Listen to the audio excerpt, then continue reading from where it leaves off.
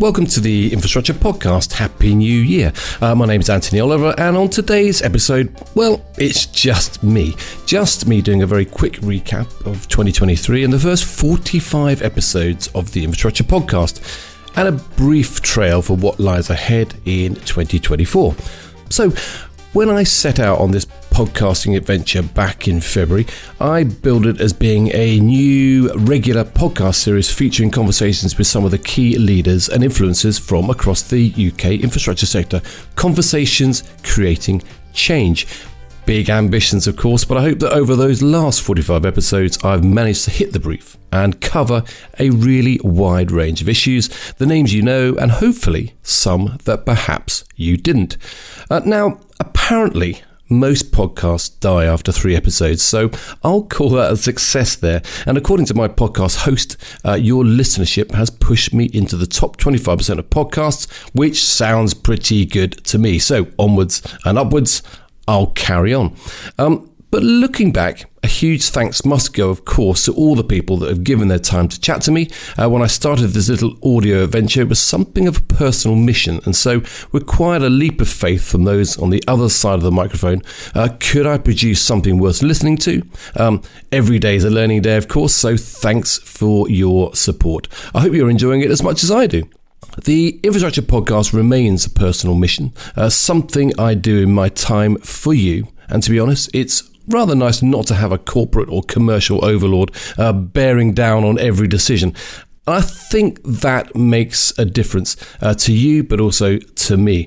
So, a quick recap of my highlights of the year. And of course, if I was half competent, or if I was backed by Gary Lineker or the BBC, I'd now be adding short clips from across the year, pick of the year style. But sadly, it's just me and the production team, so you have to make do with this week's verbal recap as I try to remind you of what you might have missed, or perhaps what you might have enjoyed. So, in which case, do tell your friends and colleagues, and family if you like, and enjoy.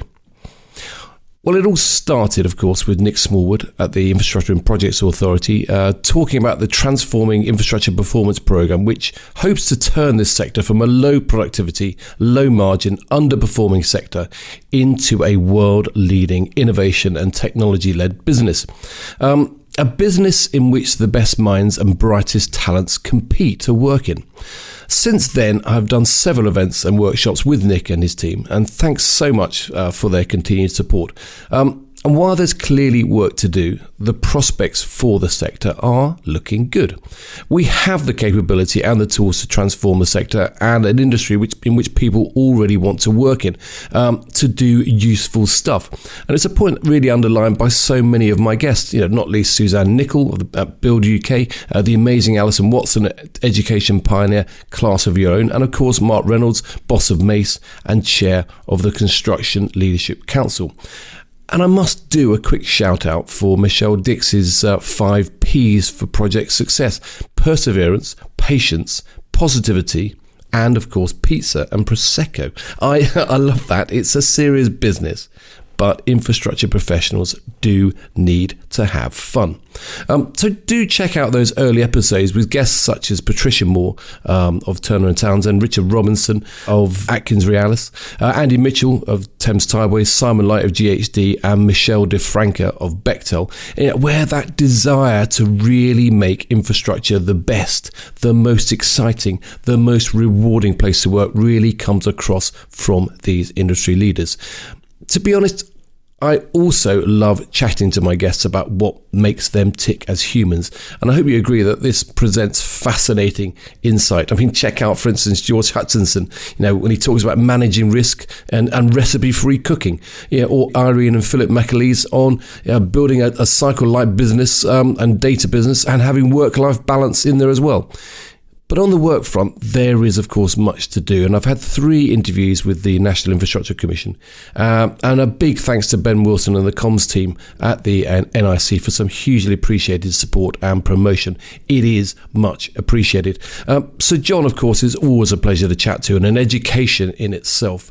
But when I chatted to CEO James Heath about the second national assessment, the depth and range of his knowledge and the knowledge coming out of the NIC was impressive and a relief. That team certainly knows what is what, and that's great to see.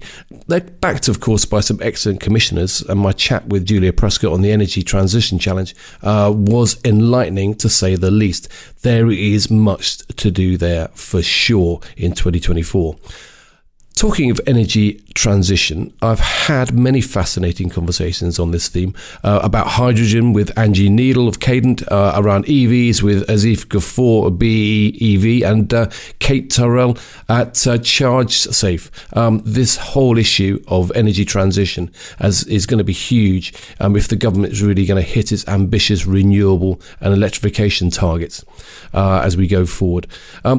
Change and reform is a constant theme across the podcast guests. Every conversation I have, it comes up. Digital engineering and the use of AI is accelerating. I mean, check out my conversation with software pioneer Greg Bentley, with data standards guru Patrick McLeamy, and of course the delightful Simon Beers, who's helping at Lang O'Rourke to build Everton's high-tech 4D-backed new stadium. And he assures me will restore the club to its former glory days. Work to do there, Simon. Anyway, meanwhile, transforming the railways has also been an interesting tale. And so chatting to Mark Thurston just before the government slowed down HS2, that was a journalistic gift. I think he said something along the lines of the cheapest way to do this project is to do it fast. Well, sadly, we won't be discussing that with Mark Thurston. Well, not least as a member of the HS2 team. But anyway, of course, more was to follow on the HS2 project, analysing the fallout of the cancellation of the northern HS2 section with Alistair Reisner of Seeker. It was an entertaining and certainly a very enlightening interlude on an otherwise serious and quite disappointing saga. Well worth a listen. But of course, the HS2 project continues at pace, and as I found out in episode 41 when I visited the Old Oak Common site with Hugh Edwards, it was my first outside broadcast. Oh yes, complete with furry mic cover, apparently known in the business as a dead cat. Well, it matched Hugh's Movember tash. Anyway, fascinating visit, and certainly if you ever get a chance to go and see what they're doing at Old Oak Common, then do take that up. The railways is always an interesting area for discussion, and trying to decipher the Great British Railways Transition Challenge. It was fun with Aneet Chandarana. We'll see where that takes us in 2024.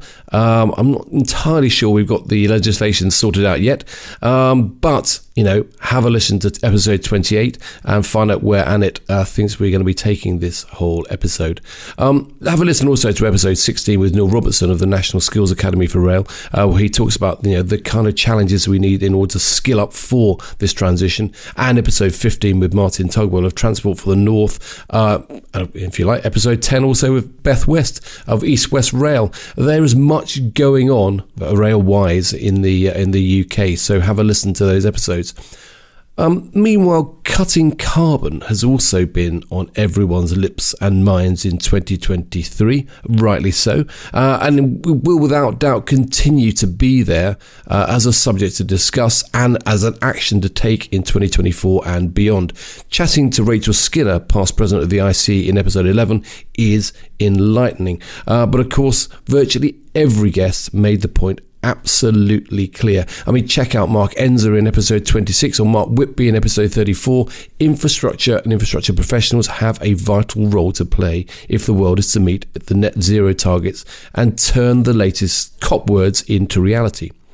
Now, clearly ensuring that social value is at the heart of every infrastructure decision we make is also crucial, and a point underlined by so many of my guests this year. Infrastructure has to work for people. It's a point well made by Teresa Jolly and Nick Carey in episode 30, and of course Martin McCrink of Copper Consultancy in episode 31. It is all about people. And on that note, if you haven't heard my conversation with behavioural science guru Rory Sutherland in episode 42, then go straight there and have a listen when you finish here. It is a blast and it is a fascinating listen. So finally, what should we be looking out for in 2024? Okay, We've got an election coming for sure, but what are the likely big issues that will shape the construction sector? Well, assuming we have a deliverable pipeline, and it's said that it now amounts to something like £805 billion going forward, the hardest part still remains turning aspiration into delivery by reforming planning, aligning policy with private sector ambition, and creating the kind of environment in which the supply chain can invest and can commit to the future for infrastructure.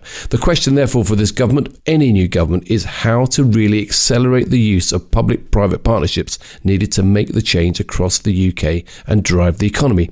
I mean, having interviewed Transport Select Committee Chair Ian Stewart MP in episode 32, expect more political guests in 2024, because rest assured there will be much to discuss with politicians in 2024.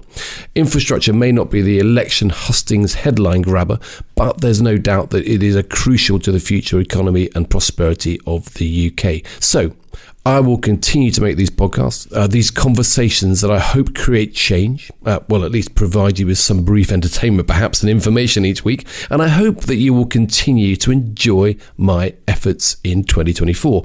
I do this largely for my fun and for your entertainment, and I hope that this does come across, but all feedback and support is certainly welcomed. I already have many more infrastructure podcasts in the pipeline, and more guests to talk to as I will continue to probe the big issues faced across the sector in 2024, but do let me know if there are subjects or interviewees that you think I should include. If you haven't done so already, do check out the Infrastructure Podcast website. That's www.infrastructure-podcast.com, where you will find lots of background information to all the podcasts, and then lots and lots of podcasts to listen to and to share. And I promise the regular infrastructure newsletter is coming. Time has simply been against me in 2023 to make that a reality, and maybe there may even be some live events, so look out for those as they may happen yet. But in the meantime, thanks for joining me today. Thanks again for your support over the year and for keeping my download numbers ticking along nicely. So Happy New Year, and I look forward to seeing you again very soon as I continue with the Infrastructure Podcast. Happy New Year.